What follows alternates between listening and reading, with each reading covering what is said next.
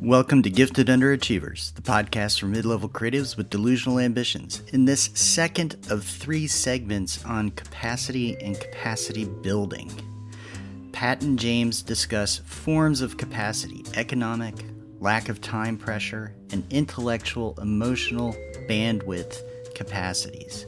We also discuss outsourcing versus the resources needed to do the outsourcing.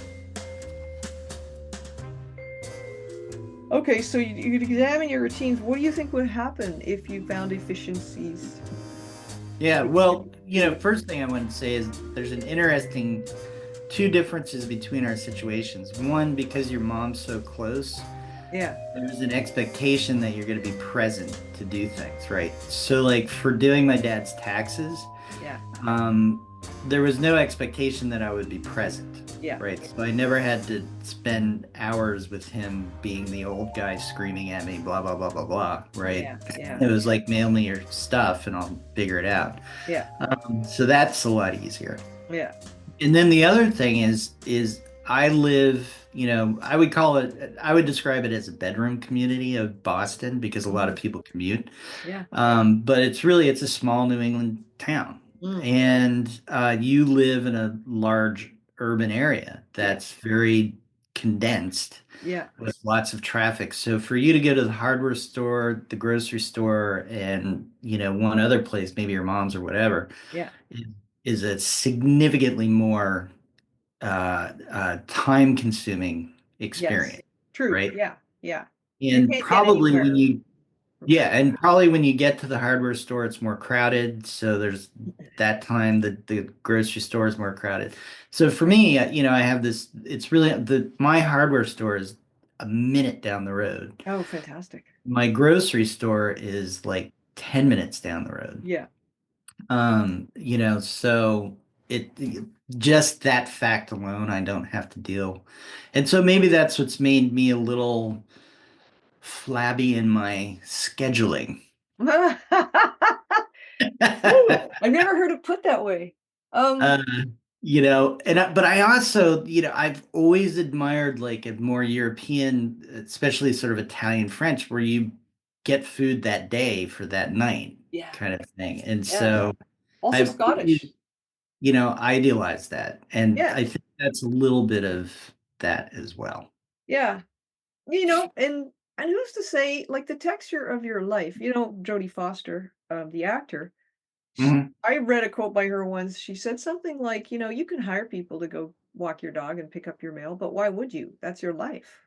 Hmm. So I kind of like there's that Kurt Vonnegut Jr. quote about his wife saying, you could just buy a box of envelopes. You don't have to go down and buy one envelope at a time. And he's like, I like buying one envelope at a time because I get to walk around, say hello. And yeah, Yeah. that Yeah. implies that there's some leisurely aspect, but you can bet your pants that neither Jodie Foster nor Kurt Vonnegut Jr. had time hanging off them. Like they don't. But she's Yeah. a very A-list actor. She does not have a bunch of free time. And Kurt Yeah. Vonnegut Jr., yes, his vibe is of a guy with tons of time, but he was also a prolific writer. I mean, he Yeah. made it work. He Yeah. chose to take time over his stuff. So maybe a flabby errand is exactly what's needed. I gotta tell you something. Oh, Yesterday, this week, okay, so I dropped off my car to get the tires changed and the brakes looked at and blah blah. It was on Southwest Marine Drive, and there's nobody I can arrange to give me a ride back. My sister's in uh-huh. Anchorage, my brother's in White Rock. They're not even bedroom communities. They're like Yeah. too far. I don't want to ask one of my retired friends because then it's let's go to get a coffee. No, I don't want to get a coffee. I did I it want too. to. I want to have that conversation. Yeah. So, so the Yeah, this isn't social time. I just need a ride, God damn it. I just need a fucking ride. And so what I ended up doing was I found this podcast. I don't know who told me about it. Might even have been you. It was on my phone. And I listened to it. I didn't take transit back, and I didn't take an Uber. I could have cabbed it. Mhm. I walked back, so it's an hour and a half walk, and I listened to like 2 episodes of this podcast called think it's called Writer's Routine. Uh-huh. You would love it if you haven't already Yeah. heard it. It's No, I haven't. an English guy. Anyway, and, uh and I got so much out of it for my own writing. I was like, "Okay, my writing is not just excretive," you know? Like, I have to fill that well, and sometimes just normalizing the idea that people write and publish books is a very useful thing to do. Even though I work in Mhm. publishing, basically, I work with writers, and I know that people write and publish books. Do I apply that knowledge to me, you know? Do I think that I'm gonna write and publish a novel this year? Well, not published because I know what publishing's like, but, um, yeah, so it's like I felt like my time was not wasted, and I got some exercise, which I had Mhm. been just struggling to get because 'cause I'm sitting so much, and then yesterday, I walked to pick up my car. I left early, so still wasn't in office hours yet. Walked down there, picked up my Mhm. car, drove immediately back, and still hit the desk by starting time, basically. But I had listened to another couple episodes and got some really good ideas. Uh, Mhm. not so much for managing it, about structure, actually. You just the episodes I happened to listen to were very useful. So I think we can be I think efficiency might not look the way we think it looks, like with compartmentalized, chunked tasks and then breathing space to write and then on to the next one. I think for me, it's going to look a little bit more like shoving more things into the writing part, like Mhm. not shoving them, but feasting more on the creative writing aspect of my life, and other things will just naturally drop off. Like I won't have time to do them Mhm. because the day's only so long. So Yeah. Yeah, and you're prioritizing. You're sort of trimming by prioritizing, right? yeah, yeah, trimming by adding in a way because literally the day is only so long. So last night I didn't watch TV because I didn't have it was by the time I finished what I was doing, it was not there was nothing on, it was like, well, there's always something on because it's streaming. Yeah. But I didn't feel like it. So I read for work instead. Yeah. Yeah. So, all right. Wow. Lots to consider and unpack. So, one, I'm going to say about Jodie Foster, certainly she has assistants that she outsources a lot of those little routines to that are more about her professional world as opposed to her personal world. For sure. Yeah. I Right. mean, she runs a business, So, basically. so and that comes back to that point of resources, where if you have more resources, you can do more of that outsourcing, and then you can find more capacity that way. So maybe that's one pipeline for Yeah. capacity, Yeah. right? Yeah. And so then another pipeline for capacity is what you were just talking about with the walk, right? So the car's got to go to the place, but you can use that time Yeah.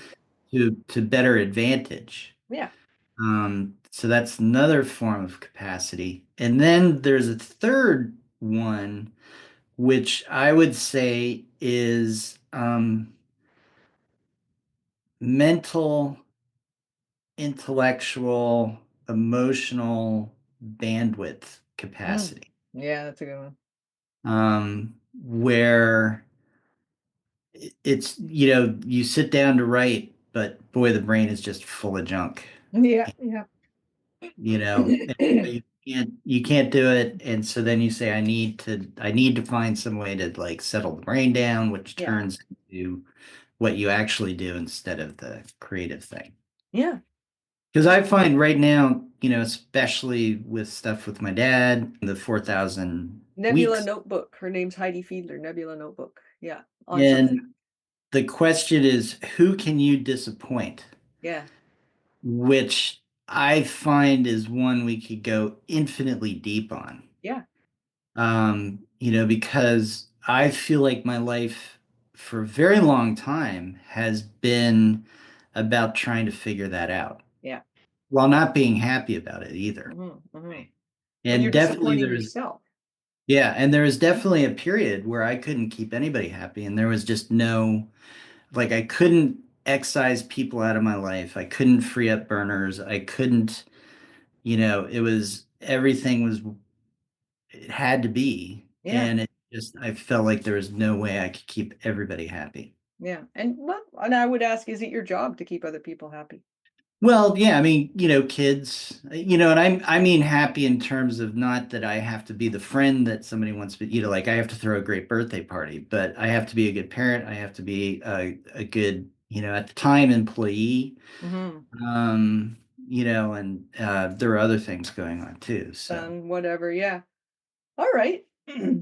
so, Yeah, so I think identifying those capacity pipelines. I think that's great. I love it. Resources, the way you use time, and mental, intellectual, emotional bandwidth capacity.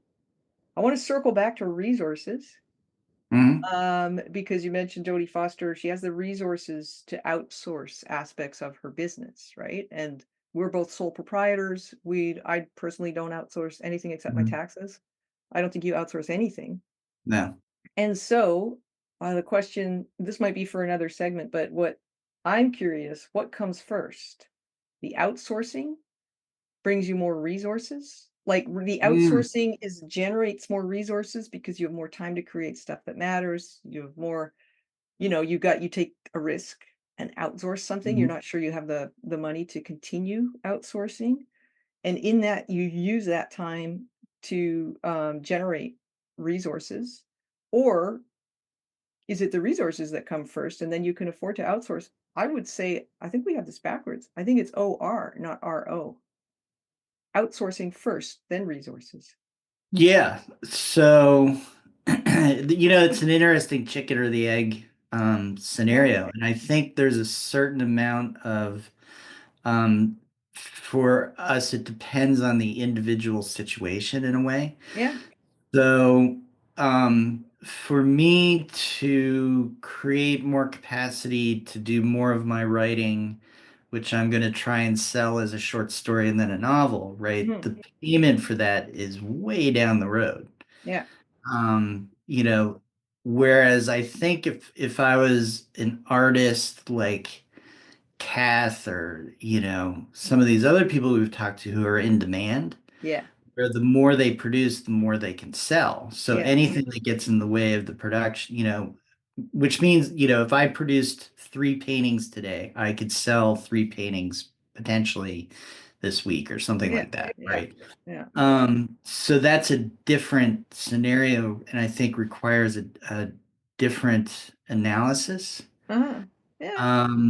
And so, so that's one thing. The other thing is I don't know. So I don't know if I create, if I'm more productive, is that going to lead to more resources so I can do more outsourcing? No, you don't. That's why it's risk. That's why it Yeah, involves risk yeah, to outsource. yeah. So there's not a clean line between that. No, So, no, no, I'm not suggesting there is. And it might even be this kind of dialectical thing, a back and forth or mhm, like a shrink and a growth. But what I am suggesting is that we can't wait till we have the resources to no. outsource some of our work if we want to grow capacity. Mhm, It doesn't work mhm, that way. That's what I think. Waiting till you have the resources to outsource some of the work that doesn't need to be done by you limits your capacity all the way through. There will never be a point where doing it the way you're doing it allows you to gather more resources, like exponentially more resources, mhm, so that you can outsource in a really meaningful way. I think for me anyway, this year, part of it is going to be this fucking flux capacitor experiment is going to be taking a risk and just going, yeah, I'm going to hire a VA and I'm going to not be an asshole about it. I'm not going to assume that they're an idiot before they've actually done anything. And I'm going to obviously I have to the thing that's actually hanging me up right now is I have a whole shitload of manuscripts. Well, not a whole shitload. I don't want to sound like I'm a book mill. I have a bunch of stuff that only I can do. right. The only person who has that level of education and blah blah in like the stuff I've already contracted for. I can't outsource that Mhm, to anybody. Um, but the thing that I read a bunch of stuff on how to start outsourcing the stuff you're not good at or you don't like doing, and every single mhm. one that's been thoughtful about it says document how you do it. Just Mm, document it. Otherwise, they're gonna do it their way, which might work, but it might not, because mhm, they might not know exactly what you have in mind. You gotta document the steps, even if it's a one pager saying, "Here's how mhm, I do this." Um, and that's been holding me up just because it makes me exhausted. I mean, I tried to do it on jury selection day because I was just sitting there with my notebook, because I had the wrong manuscript, and, I was like, "Okay, okay, okay, here we go, here we go. I'm gonna document how I do." And then my mind just kinda seized up and I started people watching again. yeah. Yeah, well, we all do that. So I'm gonna say to that, yes, but, right? So yes, absolutely don't be in the position or put yourself in the position where you're saying, I will not, I cannot, I won't do this until I have the resource. Yeah, Because then you're just putting something off, and yeah, that's never good. yeah. However, um, there is the reality. So in my situation, there, you know, I'm gonna have to act anyway without the resource. So I'm gonna have to find the capacity in terms of those pipelines of because the resources aren't there. So I'm gonna have to find the capacity in terms of just my time Mhm. and um, my sort of mental, emotional, bandwidth, Yeah. kind of, with the hope that, well, no, yeah, at first with the hope that I can then figure out the resource problem. But I think too, there's a question in here. How do you figure out the resource problem, right? Yeah. Are you saying that's because books take so long that you won't have any money from whatever you're creating? Oh, There's no so we've been doing the grant experiment and it's been great and it's been a huge learning process and all good. But it hasn't led to this bank account that I can then spend to outsource stuff. So oh. I'm still gonna have to carry my load until I get to that point where that exists. Yeah, yeah, okay, I see what you're saying. I think what I consider, usable so here's actually my take um, on that. Mhm, On my own situation around that, and this has happened over the last, I'm gonna say, probably only the last 4 or 5 years, is that I stopped thinking about my writing as a separate activity, and I consider it part of my business. mhm, I actually consider it not part of Lucid Edit so much, but part of, the larger umbrella enterprise, mhm. uh, where, I have Lucid Editions, which is a little small publishing house. I mean, my pleasure journal. My book for I haven't writers heard that about that in a while. yeah, my book for So, writers about fiction editing, the money trickles in, right? So uh-huh, that's a type of writing that I don't, it's fun. I like making stuff. It's great, and it brings in a little bit of money. It's not creating enough resources that I can take 6 months off or go to Italy for a mhm, month or anything like that. mhm, But it's there. And then I have I have the teaching, I have the one-on-one work with the book clients, and I have I guess what I think is that if when I include writing in my work day, and I work longer days because I prefer not to work weekends, even though in mhm, periods I do have to work weekends.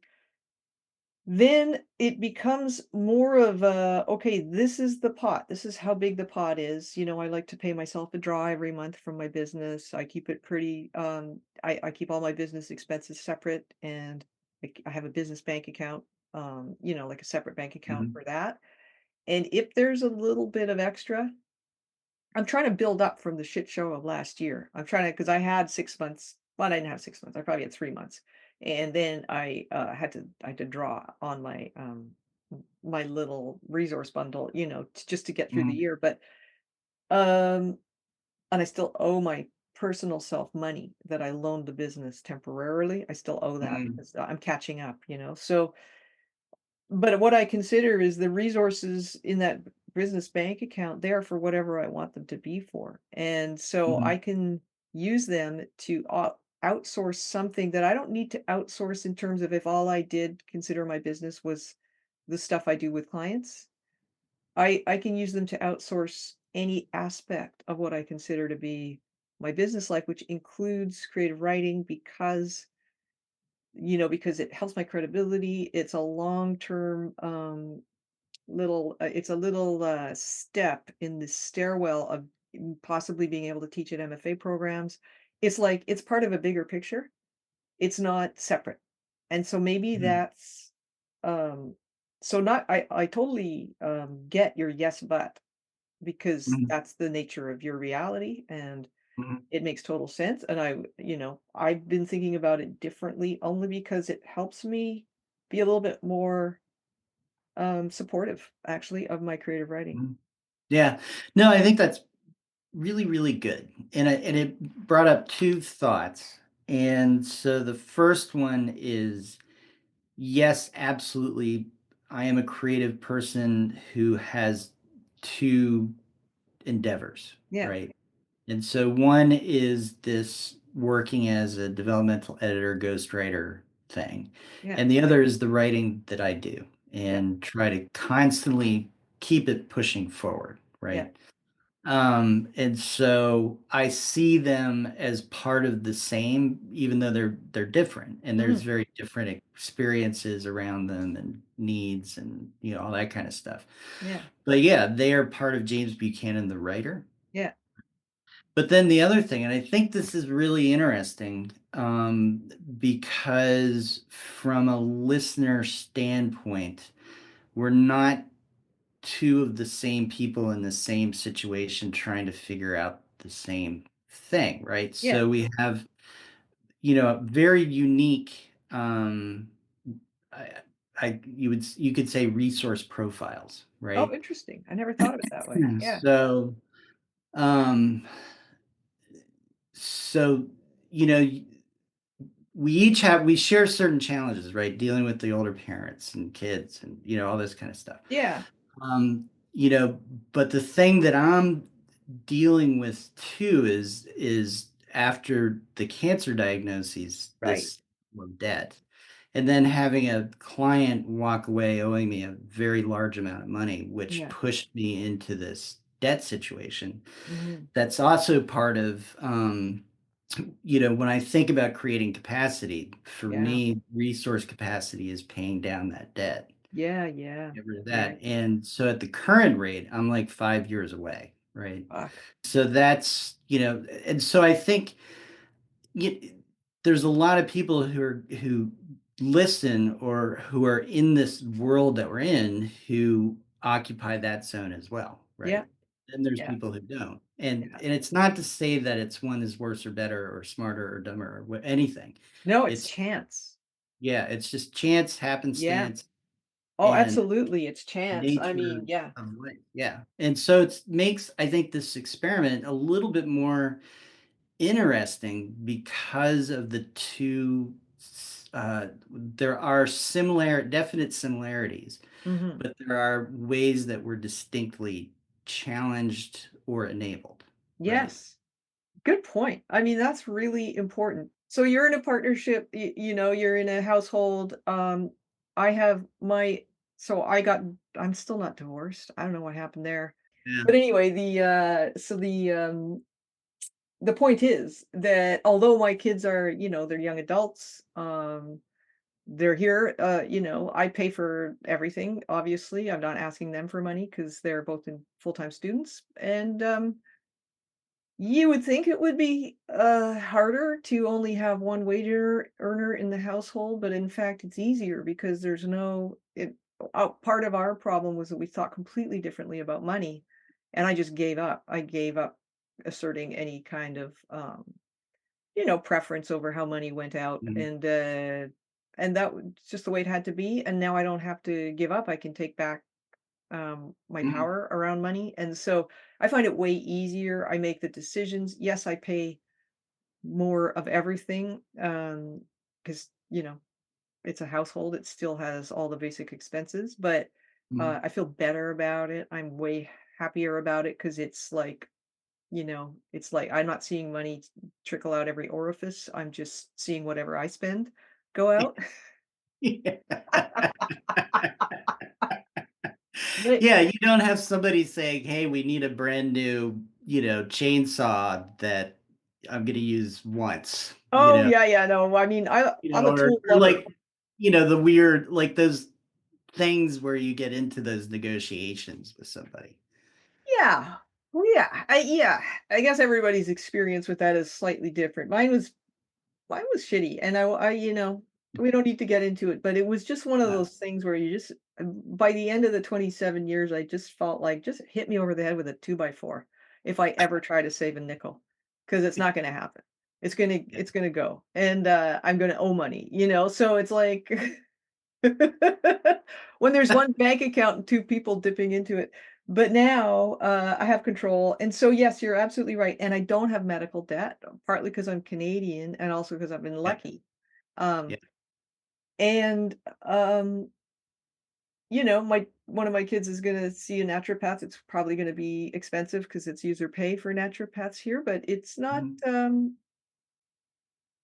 it's nothing like having the only long-term debt I have is a mortgage, and that builds equity, mhm, so I'm not in the same position at all. Yeah, I can't this year, I probably won't be able to afford to travel because of last year, but, you know, I mean, I could, I just choose not to because I wanna pay back my personal self yeah, from my yeah. business self. So, So in a yeah. way, we're both dealing with a debt scenario, right?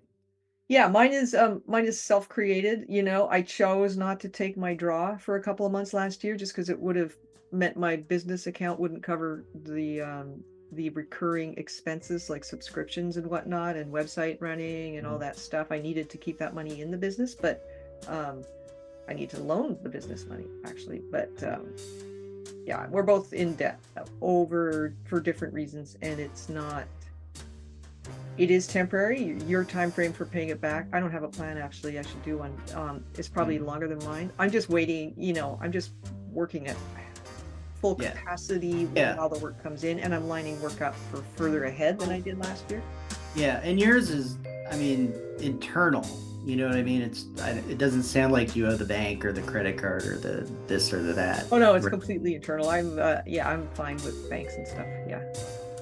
Thanks for listening to Gifted Underachievers, the podcast for mid-level creatives with delusional ambitions. Coming up in segment number 3 of our capacity discussion, pipelines. How to build them, how to maintain them, what to think about them. In the meanwhile, we'd love to hear how we're doing, so please leave a comment, join our chat page, or send us an email at giftedunderachievers@substack.com.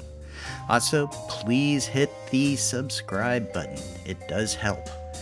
And if you like to find your podcasts on Spotify, iTunes, or anywhere else, we're probably there, so take a look.